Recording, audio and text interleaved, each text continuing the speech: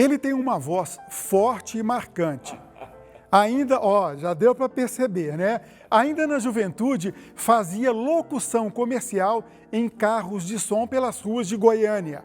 Durante um breve período, trabalhou em emissoras de rádio, mas o seu nome está vinculado com a televisão goiana, desde o seu surgimento, ainda em 1961. O nosso convidado é José Vanderlei Schmaltz. Ele que tem muita história para contar de uma época em que a TV era praticamente ao vivo e em preto e branco. Olá, Vanderlei, um prazer ter você aqui com a gente para contar um pouco do surgimento da TV em Goiás. Muito obrigado pelo convite e eu tenho certeza que posso contar um pouco da memória da televisão nos primeiros dias ocorridos em Goiânia. Então vamos lá, 1961, TV Rádio Clube ligada aos Diários Associados. A sede ficava na Avenida Goiás, onde hoje é uma agência da Caixa Econômica Federal. Como é que foi aquele heroísmo em colocar uma emissora no ar em Goiânia naquela época, uma cidade pequena? Trouxeram da TV Tupi do Rio um velho transmissor e uma câmera de televisão. Tanto o transmissor como a câmera era a marca Dumont. Isso desapareceu tem muito tempo. Então, a Rádio Clube de Goiânia, ela tinha um auditório bom. A Rádio Clube era dos Diários Associados. Dos Diários Associados, a Rádio Clube de Goiânia. Tinha um bom auditório. E o que foi feito na época? Tiraram as poltronas, levaram uma câmera, uma câmera só. Essa câmera fazia o intervalo comercial, essa exibia os filmes, esta câmera exibia a pequena programação. O jornalismo era feito com ela? Sim, também. E veja o seguinte, não era só isso. Nós transmitíamos futebol do Estádio Olímpico, transmitíamos o carnaval do Jockey Clube, parada de 7 de setembro, de 24 de outubro, etc. Com um móvel aí de 1,5 m, 2 metros, móvel de madeira, com o equipamento auxiliar da câmera, quer dizer, o processamento da câmera, e um cabo que ligava a câmera. Não tinha nada gravado, a coisa era feita ao vivo, em preto e branco, do jeito que desse para sair. E os comerciais, que na época eu chamava de reclames, né? Vinham as moças bonitas e ficavam ao vivo, vendiam frigideira, essas coisas assim? Como que era? Então, com a câmera, você virando, digamos, para o lado esquerdo, tinha um projetor de 16 milímetros que projetava numa tela e o cameraman focava aquilo e você via filmes ou algum anúncio, alguma coisa. Aí ele virando para o outro lado, você tinha o apresentador. Dava um chicote. Dava um chicote. Na época ninguém reclamava, porque não conheciam como podia fazer uma televisão sem esse problema. Então essa coisa durou muito tempo. Entrava uma pessoa, dizia: senhoras e senhores, nós vamos sair do ar, mas daqui a 2 horas estaremos transmitindo o futebol do time tal versus time tal. Na época que Atlético e Goiânia faziam o grande clássico, né? É por aí sim, Então, a gente carregava aquilo, umas 4, 5 pessoas, colocávamos aquilo num caminhão e lá no estádio a gente não descia aquilo, porque era um trabalho inútil. Nas vésperas nós tínhamos preparado a alimentação elétrica dos equipamentos e imagine você que para enviar som e imagem do estádio da Paranaíba para os estúdios na Avenida Goiás, nós usávamos cabo coaxial estendida nos postes. tá certo? Vocês seguiam a Avenida Paranaíba, subiam a Goiás numa... E aquilo dava como podia. Depois que a gente aprendeu a fazer televisão, nós verificávamos o seguinte: se você pegar um sinal de vídeo e colocar nele 100 metros de cabo, do outro lado aparece sei lá o que é. Televisão não é. Sim. E nós estendíamos 2, 3 quilômetros de cabo. Agora, você podem perguntar para mim, o sinal era ruim. Sim, era ruim. Mas os receptores de televisão eram muito piores.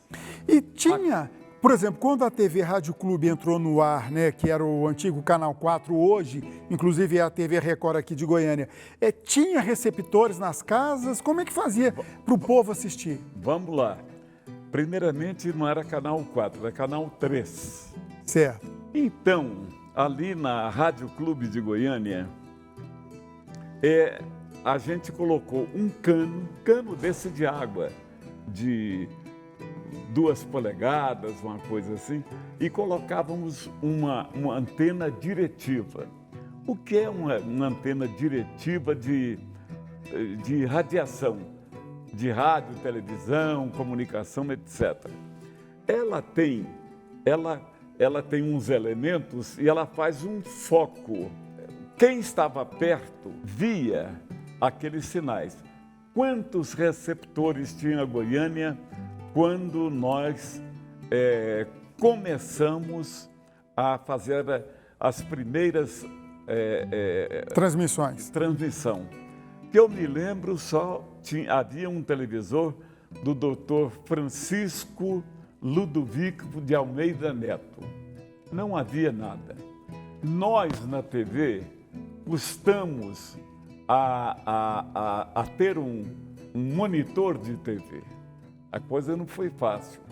Mas aí o Braga Sobrinho deu velocidade, mandou alguém para São Paulo e comprou aí uns 2 ou 3 receptores. E qual que foi a importância do Braga Sobrinho, que era o dono da TV Rádio Clube, e do próprio Assis Chateaubriand para a chegada da televisão em Goiás? Bem, o Assis Chateaubriand, muito antes da televisão, ele fez uma visita a Goiânia. E ali o Braga não era ainda um dos donos, porque o Braga, na verdade, não era diretor só da TV Rádio Clube em Goiânia. Ele era um dos diretores de toda a rede. Todos os diários associados? Havia aí uns 8 ou 10 diretores, porque a rede era pequena. Mas então, de repente, não sei se estou pulando alguma coisa. Não, pode Mas foi feita a inauguração de Brasília e eles precisavam de dinheiro para tocar a TV Brasília, Canal 6. Então vieram para Goiânia com papéis. Ninguém comprou. Aí o Braga, aí entra o Braga. O doutor Braga disse: nós temos que mostrar imagens em Goiânia para que o cara sinta, etc. Então trouxeram um transmissor e uma câmera, emprestadas por 15 dias. E no 15º dias, qualquer coisa mais ou menos, não tem importância, o Rio pediu o transmissor e a câmera. Aí o Braga Sobrinho disse: ninguém tira isso daqui. Aí estabeleceu-se aquela briga. Como antes da televisão, Assis Chateaubriand veio a Goiânia e deu ao Braga um título, um cargo que não permitia que outros mexessem naquilo que ele era o diretor. E aí começou a televisão. Mas o negócio, por exemplo, a antena, eu contei que era um cano e na ponta uma antena direcional. Então resolveram, a primeira vez, direcionar esta antena para ali perto do Cine Teatro Goiânia. Mas aí o pessoal que estava nas costas da antena não recebia. ia lá, falava com o Braga. Aí o Braga mandava Virar a antena. virar a antena, aí o cara recebia, o outro não recebia. E essa peleja foi por um bom tempo. O começo da televisão, nem nós sabíamos fazer televisão e também não havíamos receptores. Vanderlei, está quase acabando a nossa entrevista, mas a gente não pode deixar de falar da sua passagem pela TV Anhanguera. Afinal, 41 anos lá, né? Você se consolidou lá. Como é que foi? É verdade que o seu Jaime Câmara foi na sua casa e quintuplicou o seu salário para você ir para lá, para a TV Anhanguera, que era pequenininha, não tinha nem Globo na época? É verdade, só que não triplicou não. Quintuplicou, eu falei. Quintuplicou o exato. meu salário. Aí chegamos na estação e havia um espaço aberto grande e fizeram aquilo de madeira, tábuas de pinho. E logo aconteceu o incêndio da televisão, fogo na estação. Eu estive preso dentro desse incêndio, mas como meu pai estava por perto, quando explodiu o incêndio na televisão, o meu pai subiu uma escada que estava numa viela entre a Rua 8 e a Avenida Goiás. E meu pai pegou alguma coisa, quebrou um visor muito grande e me retirou de lá. Aí me levaram para o hospital, porque eu estava com problema de pulmonar, né? Muita fumaça, etc. Aí dizem, isso aí já é por conta da brincadeira de meia dúzia. Diz que eu abri os olhos e eles me falaram assim: Vanderlei, a TV realmente pegou fogo. Eu digo, escuta, os equipamentos da Marconi inglesa, eles foram queimados? Alguém diz assim, sim. Diz que eu dei um sorriso e continuei dormindo, sorrindo. Porque era um equipamento fabricado para a Inglaterra, onde o clima é normalmente muito frio. Tá Perfeito. Certo? E a fábrica em Chelmsford, onde estudei também, ela era um lugar muito, mas muito frio. Ela dependia do sabor ou do humor do Atlântico Norte. E lá na TV Anhanguera você ajudou a reestruturar, reconstruir. Quando queimou tudo, o Tasso e eu para mim, o grande nome da TV Anhanguera chama-se Tasso Câmara. Tasso Câmara. Esse cidadão, ele tomava conta de tudo, é uma pessoa sempre alegre. E o Tasso e eu fomos para o sul do país e arrumamos 2 videotapes da Ampex, mas um não lia o que o outro escrevia. Então era uma meia bagunça. E colocamos a estação no ar. Então nós já tínhamos câmeras melhores no estúdio, compramos uma iluminação bem razoável e existia um fabricante em São Paulo que fabricava de tudo para televisão, de tudo.